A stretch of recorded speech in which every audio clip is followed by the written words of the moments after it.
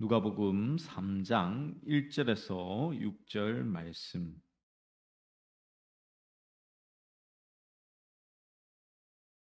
한 절씩 교독하도록 하겠습니다. 디베르 황제가 통치한 지 15해 곧 본디오 빌라도가 유대의 총독으로 헤롯이 갈릴리의 분봉왕으로 그 동생 빌립이 이두레와 드라고닛 지방의 분봉왕으로 루사니아가 아빌레네의 분봉왕으로 와 가야바가 대제사장으로 있을 때에 하나님의 말씀이 빈들에서 사가랴의 아들 요한에게 임한지라. 요한이 요단강 북은 각처에 와서 제사함을 받게 하는 회개의 세례를 전파하니 선지자 이사야의 책에 쓴 바 광야에서 외치는 자의 소리가 있어 이르되 너희는 주의 길을 준비하라. 그의 오실 길을 곧게 하라. 모든 골짜기가 메워지고 모든 산과 작은 산이 낮아지고 굽은 것이 고자지고 험한 것이 평탄하여질 것이요 모든 육체가 하나님의 구원하심을 보리라 함과 같으리라. 아멘. 우리가 사는 이 사회에서는 매일 이야기거리가 끊이지 않죠. 사건 사고만 있는 것이 아니라 사회나 정치나 경제나 스포츠나 연애 등등 여러 분야에서 이야기거리가 뉴스로 전해지고 있습니다. 그리고 우리는 거기에 관심을 두고 귀를 기울이곤 하죠. 요즘엔 어떤 이야기거리가 여러분의 관심을 끌고 있습니까? 이런 사이에서 신자로 살아가는 우리의 모습을 곰곰이 생각해 보면 사실 신자 아닌 일반 사람들과 다르지 않는 모습을 볼 때가 있죠. 다르다고 할 수 있는 것은 뭡니까? 주일날 와서 예배 드리는 것, 그리고 그 외에 교회 일에 참여하는 것들이 기독교임을 드러내는 부분의 일일 것이라 생각할 수 있습니다. 종교 활동 외에는 기독교인으로서 특별히 다르다고 할 수 없는 것들이 많죠. 신자 아닌 사람들이 뉴스를 들으며 한숨 쉬는 일에 우리도 한숨을 내고요. 화를 내는 일에 같이 화를 내고 탄식하는 일에 함께 탄식하고 있습니다. 물가가 오른 이야기를 들으면 우리의 마음은 어떻습니까? 마음이 얼마나 무너지고 팍팍해진 그 생활에 어깨가 무거워지는 것이 현실이지 않습니까? 이런 삶 가운데서 우리는 걱정 근심 없이 편히 살았으면 하는 것이 우리의 관심거리일 것입니다. 그래서 어떤 사람은 이 마음의 평안을 얻기 위해서 교회를 찾기도 하죠. 결국 신자든 신자가 아니든 모두가 동일한 관심사를 가지고, 즉 이 땅에서의 형통과 잘됨에 관심을 가지고 살아가는 것이 일반적인 모습입니다.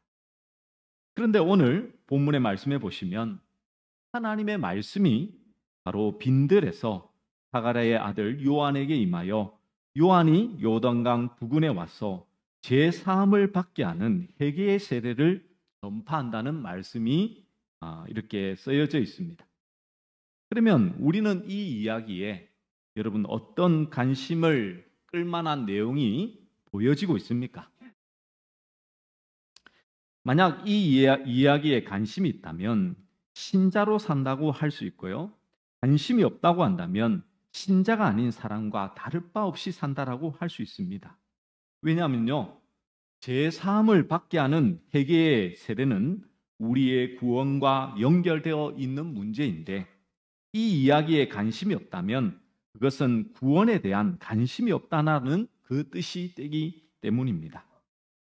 누가는 회개의 세례를 전파하는 그 요한을 바로 이사야 40장 3절에서 5절의 말씀을 인용하며 선지자 이사야에 빗대고 있습니다. 그래서 오늘 본문을 잘 이해하려면 바로 이사야 40장 3절에서의 5절 그 말씀을 이해해야 되겠죠. 우리가 이사야 40장의 그 시대적 배경을 보면 유대인들에게는 가장 어두운 고통스러운 시대라고 할 수가 있습니다. 왜냐하면 이사야 선지자가 활동하던 시대는 바로 다윗과 솔로몬의 왕조가 무너지고 성전이 파괴되고 많은 백성과 지도자가 바벨론으로 끌려가서 바로 포로 생활을 하고 있던 시대였기 때문입니다.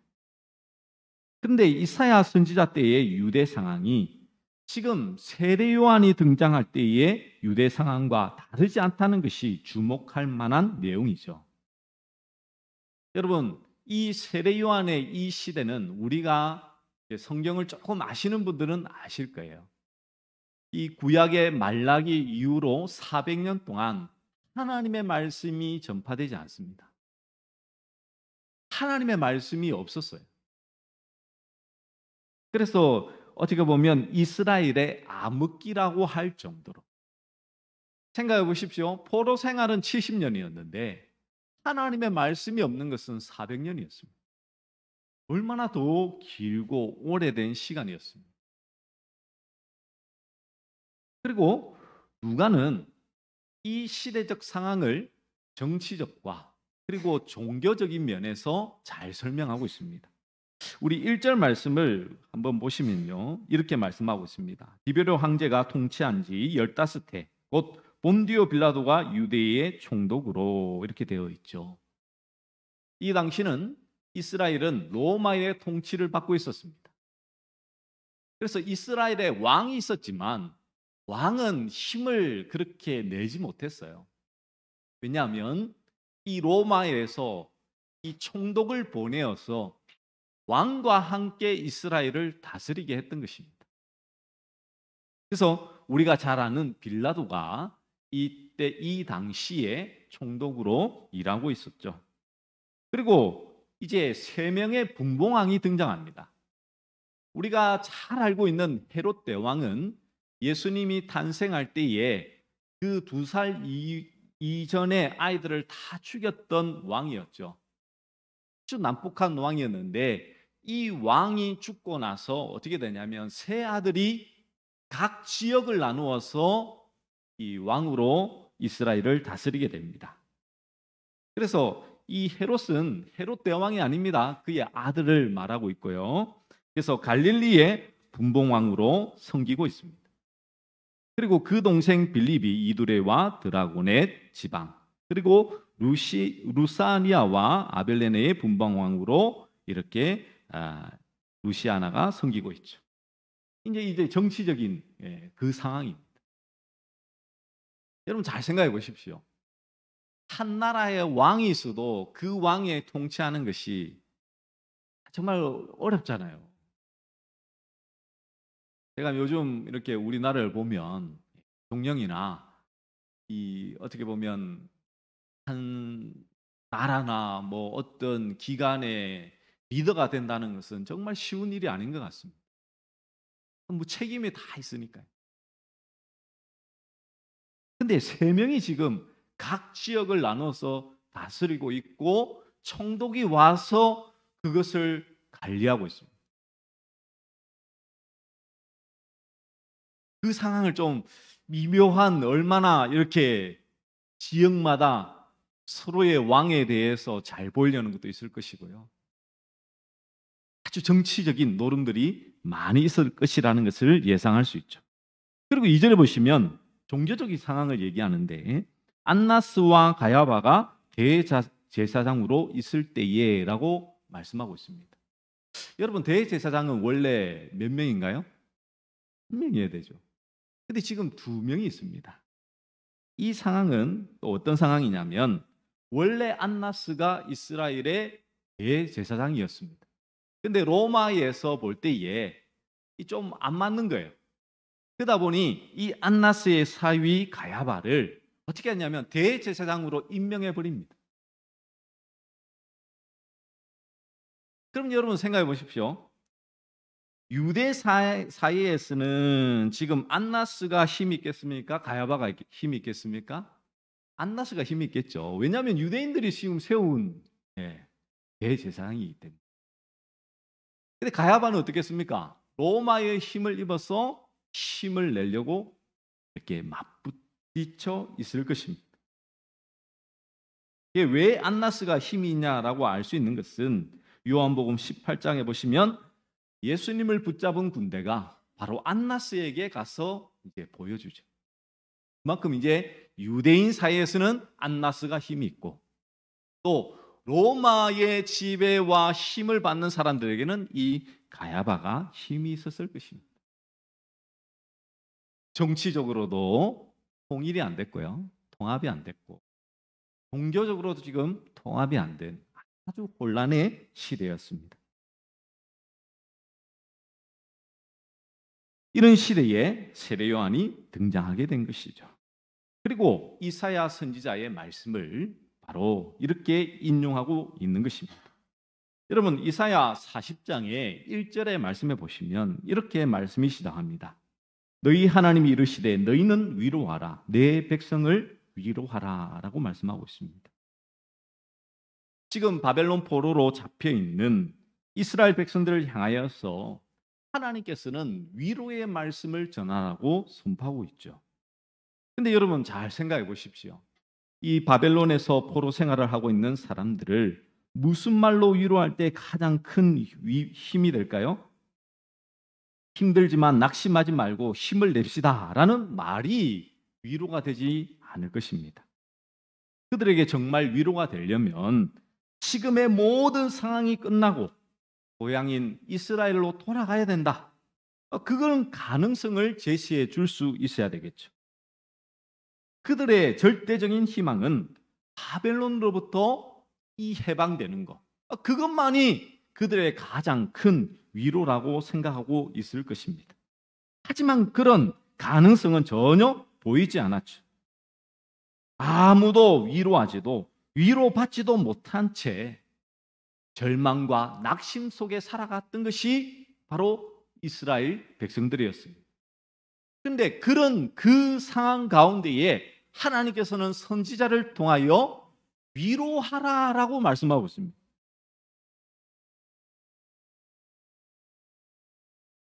이제 하나님께서는 유대인들이 바벨론으로부터 해방되어 고향으로 돌아갈 수 있는 근거가 이제 모든 제약이 즉 하나님의 계획하심이 끝났음을 이제 딱 선언하라는 것입니다. 그런데 이 말씀을 들었던 이사야가 하나님에게 반문하는 질문이 이사야 40장 6절에 등장하고 있습니다. 뭐라고 말하냐면 내가 무엇이라 외치리까? 왜냐하면 이사야가 보기에도 지금 도대체가 지금 바벨론이란 나라가 힘이 있고 우리나라가 다시 돌아갈 것이라는 희망이 보이지 않는다는 거거든요. 분명히 하나님의 말씀을 이렇게 듣고 그리고 외쳐야 되는데 그들에게 위로의 말을 전해줄 말이 없는 거예요. 왜? 지금 상황이 그냥 그들에게 가서 위로하라. 그래, 힘내. 그건 오히려 더 막 힘들게 하는 말이 될 수밖에 없죠. 예를 들면 그렇습니다. 우리 아이들 막 항상 예를 들어서 그렇지만 항상 샘플이죠. 네. 우리 아이들이 하는 말이 늘 그래요. 뭐냐면 엄마 아빠는 어떻게 그렇게 공부를 하고 있다가 꼭 잠시 쉴 때 꼭 공부하라고 그렇게 말을 하냐고. 분명히 우리는 이제 지금 뭐 핸드폰을 잠시 만지고 있는 그 상황 가운데 지금 공부하라고 말을 하고 있다는. 그랬으면 공부하라고 말을 들었으면 여러분 공부를 해야 되겠죠. 근데 어떻습니까? 에이, 나는 공부하려고 하고 있다가 잠시 쉬었는데 공부하라고 하니까 나 공부 안 해. 이게 사람들의 마음이잖아요. 우리는 좀 공부를 하라고 격려하면서 힘을 내라고 말하는데 듣는 사람은 그것이 듣기 좋습니까? 안 좋습니까? 안 좋은 거죠. 그것보다 더한 상황이지 않습니까? 지금 포로로 잡혀 있는데 하나님이 너희에게 위로를 전해줄래. 힘을 내래. 아니 뭔 힘을 내냐고 지금. 우리가 해방이 돼요? 이런 물어보면 선지자는 할 말이 없는 겁니다. 그런데 이제 하나님께서는 그 이사야에게 이렇게 말씀합니다. 이사야 40장 6절에서 8절 말씀 하면 되나요? 네. 여기 보시면 여러분 모든 육체는 이 하나님께서 말씀하시는 거거든요. 자, 모든 육체는부터 함께 읽도록 하겠습니다. 시작. 모든 육체는 풀이요 그의 모든 아름다움은 들의 꽃과 같으니 풀은 마르고 꽃이 시름은 여호와의 기운이 그 위에 불니라. 이 백성은 실로 풀이로다. 풀은 마르고 꽃은 시드나 우리 하나님의 말씀은 영원히 서리라 하라. 아멘. 여러분 보십시오. 하나님의 말씀은 그들에게 이렇게 말씀하고 있습니다. 모든 육체는 풀이요 그의 모든 아름다움은 들의 꽃과 같으니. 하나님께서는 인간을 풀과 꽃으로 비유하고 있죠. 풀과 꽃은 마르고 시들 수밖에 없는 얼마나 약한 존재입니까? 인간이 그런 약한 존재라면 인간에게 희망 둘 것은 아무것도 없는 것이죠. 그러면서 하나님은 뭐라고 말씀하십니까? 풀은 마르고 꽃은 시드나 우리 하나님의 말씀은 영원히 서리라. 사람에게, 환경에게, 정치나 경제에 여러분 희망을 둘 것이 아니라는 것을 성경은 우리에게 분명히 말씀하고 있습니다. 오직 하나님의 말씀만이 영원히 서서 우리 가운데에 함께 있다라고 하나님은 말씀하고 있는 것입니다.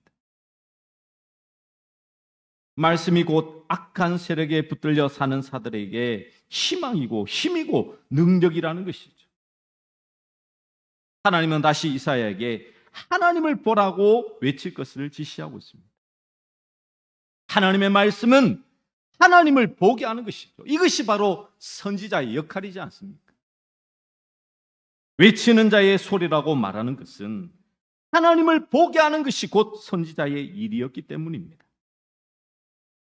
고통 아래에 있는 유대인들에게 선지자 자신이 위로를 줄 수 있는 것은 없습니다. 그래서 이사야는 내가 무엇으로 외치리까라고 질문하였습니다. 하지만 위로는 선지자가 주는 것이 아니라 하나님을 봄으로써 자연히 누리게 되는 것임을 우리 하나님께서는 말씀해 주고 있는 것이죠. 그 어떤 인간의 방법이나 수단도 위로가 되지 못함을 우리는 알아야 되는 것입니다.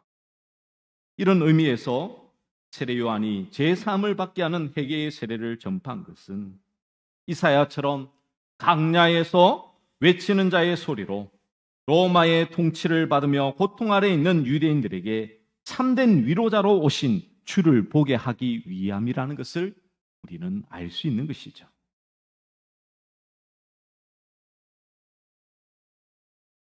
하나님을 바라보라고 외쳐야 했던 이사야는 지금 세례 요한을 통하여서 예수 그리스도를 바라보라고 선언하고 있는 것입니다. 그런데 이상한 것은 왜 강야에서 세례 요한은 외쳐야 했을까요? 여러분, 우리 이제 원주 시민교회를 보더라도 전도를 하려면 사람이 많은 지역에 가야 또 전도가 재밌잖아요. 맞죠?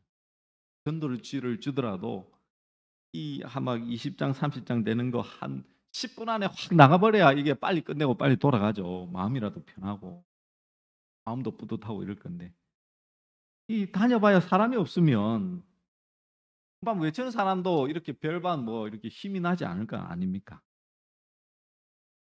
그러니까 이 세례요한도 마찬가지죠. 예루살렘 그 성벽 안에서 외치는 것이 일반적인 것입니다. 근데 사람이 거주하지 않는 그 빈들, 강야에서 그는 외치고 있습니다. 그러면 광야는 무엇을 뜻하고 있을까요? 여러분, 이 광야는 이스라엘 백성들이 애굽에서 나와서 거주했던 것이죠. 약 40년 동안 하나님의 인도하심을 받았던 장소였습니다. 구름 기둥과 불 기둥의 인도를 받아 움직였죠. 하나님께서는 구름 기둥과 불 기둥으로서 이스라엘이 하나님의 인도를 받고 있음을 증거하였고요. 또 모세의 입술을 통하여서 말하기를 이 40년 동안 너희를 얻고 이 40년 동안 다녔다라고 성경은 말씀하고 있습니다. 광야에서 이스라엘에게 힘이 되는 것은 오직 하나님의 인도하심 뿐이었습니다. 왜냐하면 하나님께서 돌보시지 않으면 그들은 굶어 죽거나 목말라 죽거나 불뱀에 물려 죽거나 먹을 것이 부족하고 생활 환경이 열악했던 것이 광야였습니다. 그래서 그들은 무엇만 바라봐야 됐습니까? 하나님만 바라봐야 됐던 것이죠. 하나님께서 이스라엘을 광야로 나오게 하신 것은 그들을 다시 애굽으로 들어가게 하기 위함이 아니었습니다. 애굽의 종의 신분에서 벗어나 이제는 애굽의 지배를 받지 않고 하나님의 인도를 받으면서 애굽이 아닌 하나님이 약속하신 그 땅에 거할 자가 되기 위해 광야를 지나고 있는 것이죠. 이처럼 아무것도 없는 광야에서 이스라엘의 힘이 되는 것은 하나님 외에는 아무것도 없었던 것입니다. 그래서 세례 요한이 광야에서 외친다는 것은 땅의 것을 힘으로 삼는 세상, 즉 애굽에서 나와서 아무것도 의지할 것이 없는 광야에 서서 그 소리를 들어보라는 것입니다. 그럴 때 그 소리가 증거하는 그분이 힘이 되는 다른 세상에 그 다른 삶을 살아가게 될 것임을 말씀해 주고 있는 것이죠. 근데 이스라엘은 광야에서 하나님을 힘으로 삼는 삶을 살지 못했습니다. 하나님께서 그들을 인도하고 계시는 증표인 구름 기둥과 불 기둥을 보면서도 그들은 현실 앞에 불만을 가졌던 것이죠. 우리 역시 다를 바가 없습니다. 하나님은 우리를 세상에서 구출하시고 생명의 나라로 인도하시기 위해 지금도 일하고 계십니다. 그 일하심의 증거물이 바로 십자가가 아닙니까? 십자가 사건이야말로 하나님께서 자기 백성을 생명의 나라로 인도하고야 말겠다는 의지와 열심을 보여주는 것이죠. 그러므로 신자는 십자가를 볼 때마다 하나님께서 자신을 어디로 인도하기 위해 일하시는가에 대해 상고해야 되는 것입니다. 따라서 신자가 진심으로 생명의 나라를 마음의 소망으로 삼고 산다면 예수 그리스도의 오심과 십자가의 그 죽으심과 부활하심이 바로 가장 큰 힘이 되어야 될 것입니다. 하지만 신자가 현재의 삶에 마음을 두게 되면 결국 하나님이 역사하시는 참된 현실보다는 현재에 더욱 매달리게 되겠죠. 그래서 광야에서 하나님의 인도하심을 받았지만 불평불만했던 이스라엘은 어떤 사람이라는 것입니까?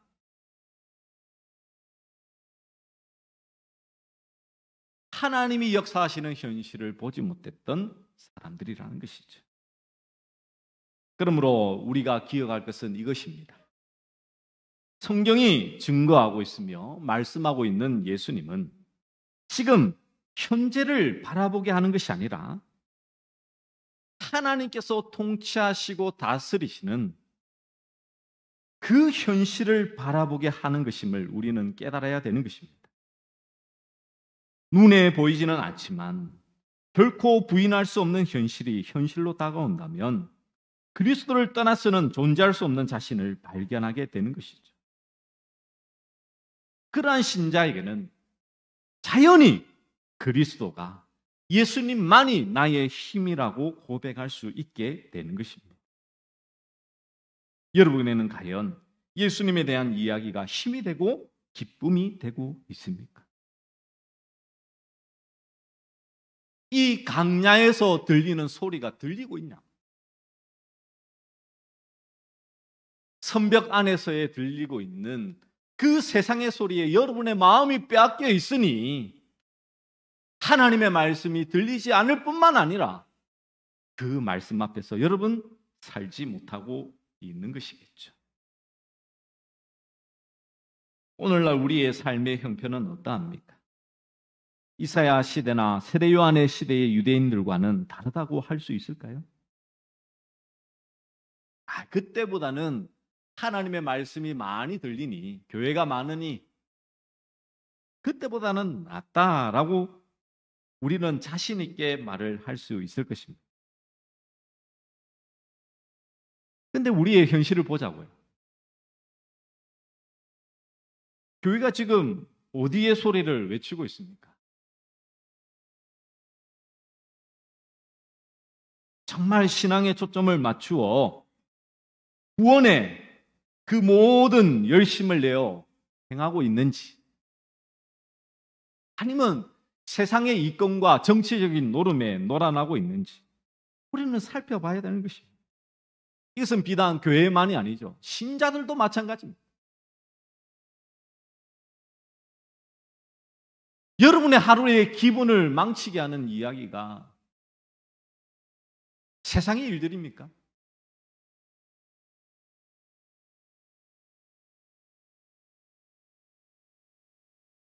여러분에게 힘이 되는 그 이야기는 뭐냐고요? 주식이 오르는 거?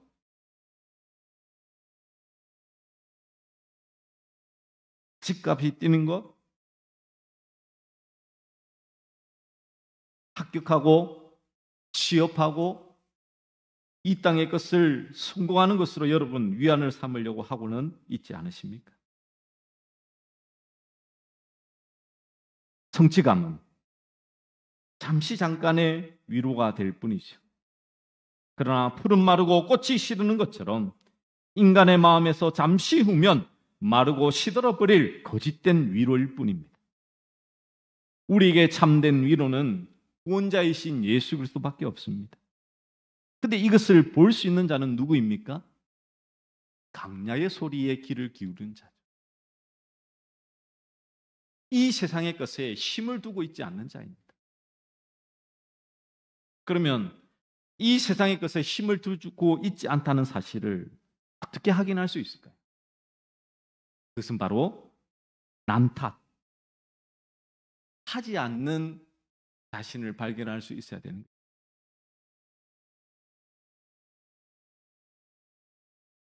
가만 보면요, 어떻게 우리 인간은요 늘상 남 탓에 대해서 얼마나 열렸는지 모릅니다. 사회가 이래서, 누가 이래서 저래서,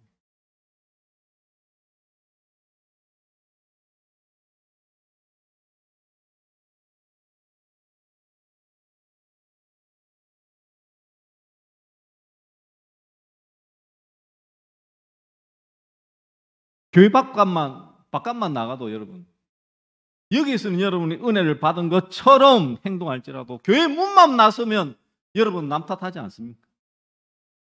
세상을 향해서 또 여러분의 울분을 쏟아내고 있지 않냐고. 다른 사람을 향하여서 여러분의 마음과 시선이 항상 정죄하는 마음으로 그렇게 여러분의 모든 것들이 향하고 있지 않으십니까?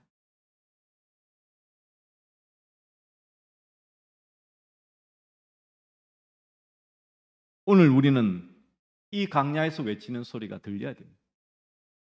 우리의 죄 문제를 해결하기 위하여 이 땅에 오신 예수 그리스도가 우리의 참된 구원자요, 그분만이 우리의 힘의 근원임을 우리는 그 사실만을 믿고 살아가는 자임을 우리는 깨닫고 그 은혜 안에서 살아가는 것임을 우리가 바라보는 자만이 진정한 하나님의 사람이라는 사실을 결코 잊지만은 모든 믿음의 종들 되시기를 간절히 축원합니다.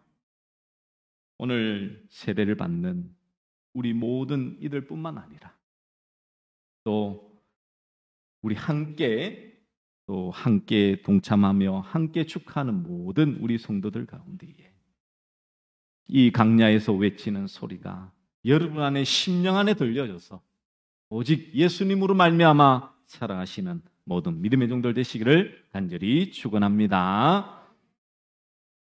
네, 준비하는 동안 우리 주품에 품으소서 우리 함께 찬양하도록 하겠습니다.